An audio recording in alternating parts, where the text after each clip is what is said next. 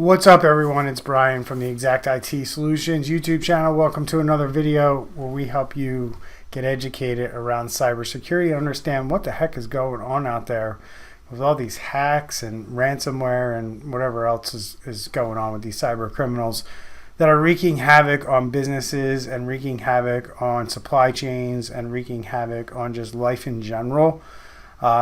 And today we have a cyber attack against a major shipping company called Expeditors, one of the largest in the world, are under a purported ransomware attack, a devastating ransomware attack, a very large-scale ransomware attack, and we're going to get into it right now.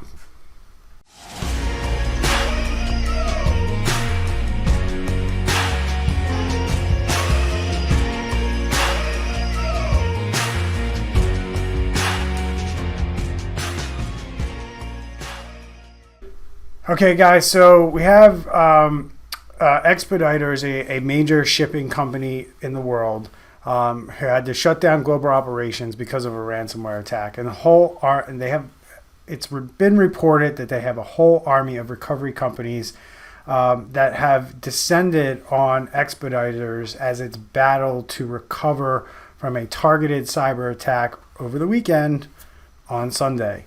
Expeditors promise to keep the market updated on what's going on because it is a key factor in supply chain things like getting products to shelves, and they are a major shipping operation that is global and unfortunately shut down. So their employees, they report, are using backup procedures and alternative solutions to support customers to keep things going.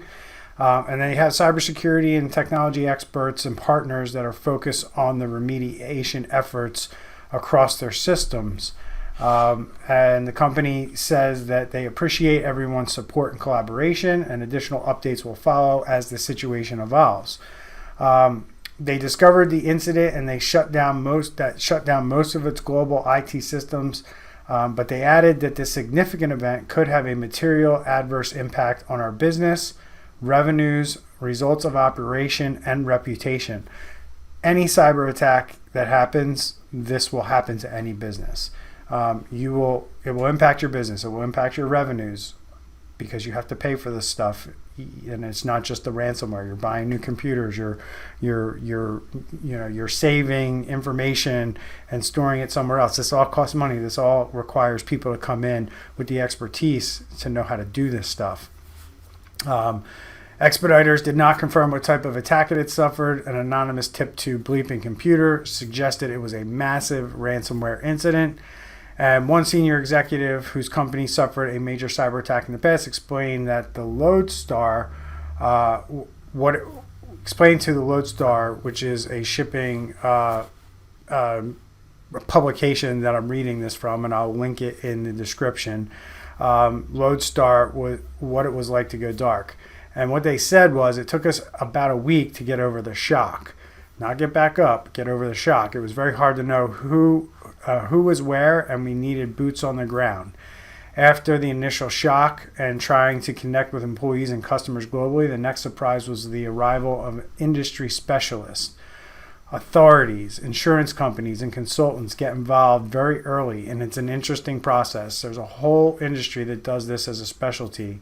The field of cyber attack recovery is amazing. The restoration takes weeks, if not months. There are no shortcuts, no easy fixes. Things come up at a different pace.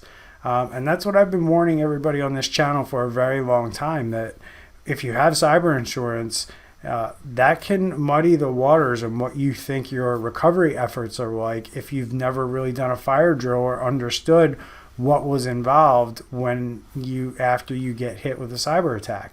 The global element of logistics makes it even harder. You want to know what might have been lost and what the different rules in different countries are, and that has to be all done through computer systems these days. And things had to be done manually, and people had forgotten how to do them like on paper or manually because the computers do a lot of this stuff. You're prepared for business continuity with things like typhoons or earthquakes. You have a way of coping and coordinating across the globe. A cyber attack affecting only your own platform is a different beast, he said, and communication is critical, yet difficult to achieve. We are now more aware of how to deal with the challenges. We have created a series of deployments internally and a cybersecurity department. When you are rebuilding, you need a protective environment that is more secure than ring fencing 30-year-old processes. Everything we purchase is now under the scrutiny of security.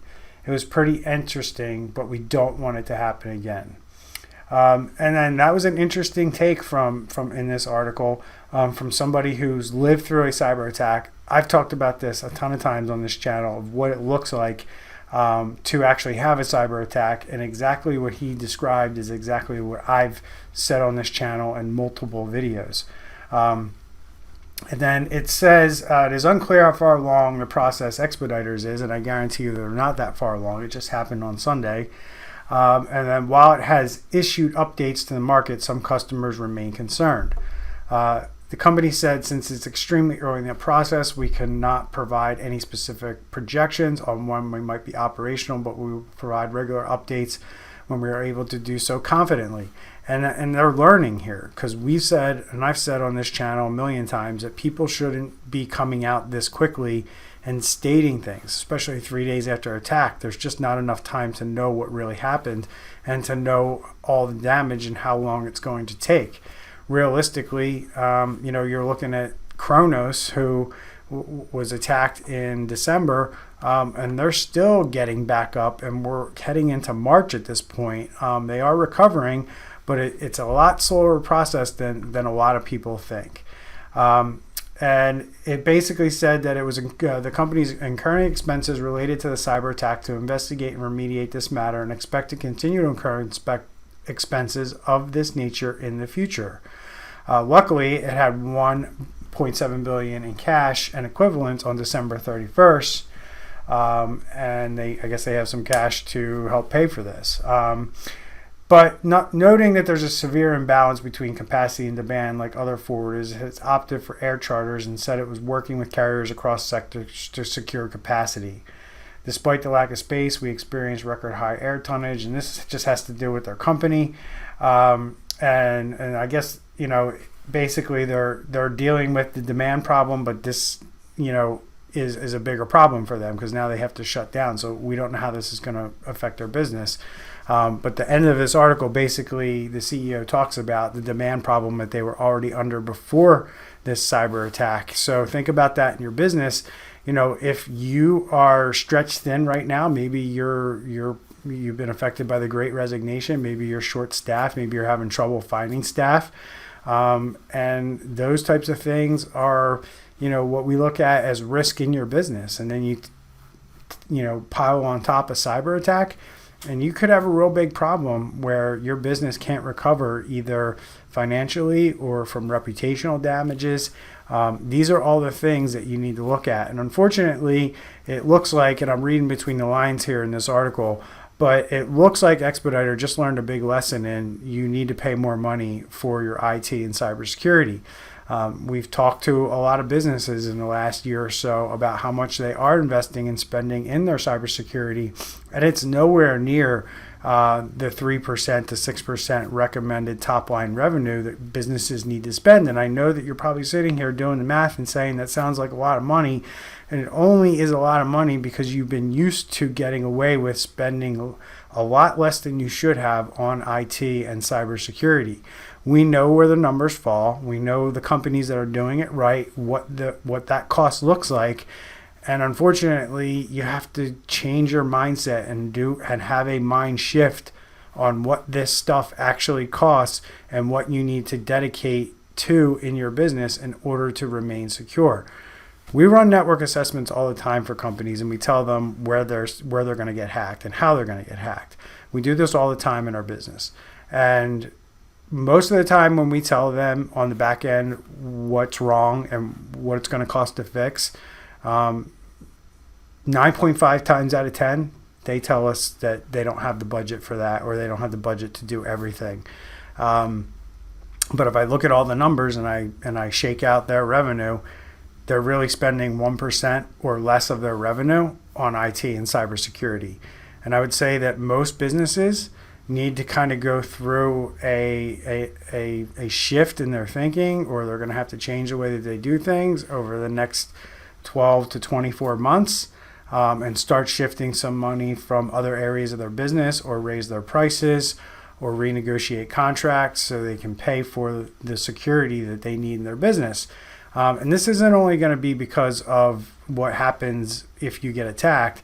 You're going to have industry pressures forcing you to do this, whether you want cyber insurance, whether you want to do business with bigger companies that take cybersecurity seriously, and then they want to audit your cybersecurity, so they ask you about your practices and things like that. This is coming from all different directions. It doesn't matter if you get attacked or not. There are people in this world who have a vested interest in your business maintaining operations, and those people are going to want to make sure that you're doing things around cybersecurity. Cybersecurity is the number one problem that all businesses will have to deal with over the next 10 years. It's not things like pandemics. It's not things like people resigning from their jobs. It's not those things. Cybersecurity is going to be the number one challenge that all businesses will have to deal with over the next 10 years. And that's what I'm here to say, and I'm here to tell you. So please like and subscribe to the channel. I appreciate your support, and we'll see you in the next video. Take care.